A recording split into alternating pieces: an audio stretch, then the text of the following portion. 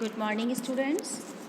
हमारा आज का टॉपिक है इलेक्शन एंड रिप्रेजेंटेशन, चुनाव और प्रतिनिधित्व।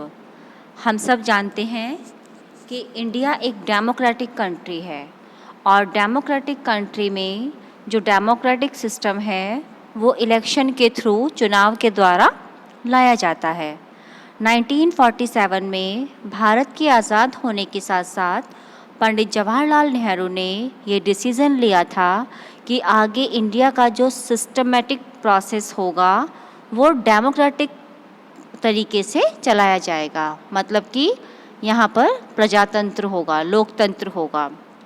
तो उसी के साथ साथ लोकतंत्र में क्या होता है कि जनता का शासन जनता के लिए और जनता द्वारा ही चुना जाता है।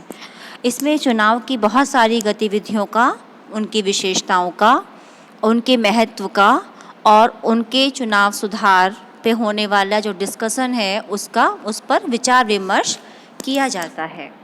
इसी में हमारा नेक्स्ट टॉपिक है इलेक्शन एंड डेमोक्रेसी, चुनाव और लोकतंत्र।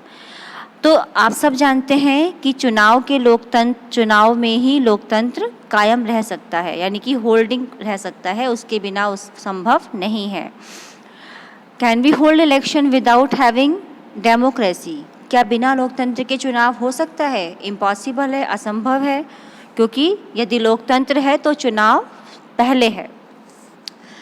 अब इसमें सिस्टम आता है कि चुनाव जो है वो 5 वर्ष के लिए किया जाता है। इलेक्शन सिस्टम को 5 वर्ष के लिए लड़ा जाता है। 5 वर्ष के लिए जो कोई भी गवर्नमेंट जो सरकार बनाती है वो 5 वर्ष तक कायम रहती है, यदि उसमें कोई इंटरनल प्रॉब्लम ना रहे।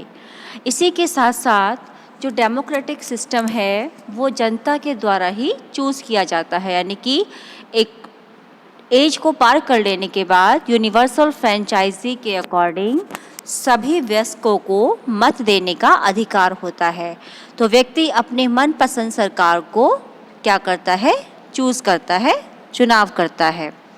उसी के साथ साथ इसी में ये बताया गया है कि जो चुनाव हैं वो लोकतांत्रिक होंगे कि नहीं होंगे, क्योंकि बहुत सारे गैर लोकतांत्रिक देशों में भी इलेक्शन होता है। उसी के साथ साथ संविधान की इम्पॉर्टेंट पॉइंट ये है कि जो योग्य उम्मीदवार है तो उसी को चुनाव में क्या करना चाहिए?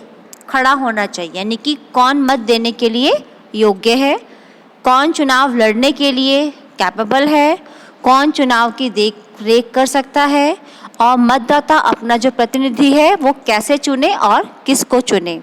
उसके बाद मतगणना, जब वोटिंग हो जाती है तो उसकी जो काउंटिंग होती है वो कैसे होगी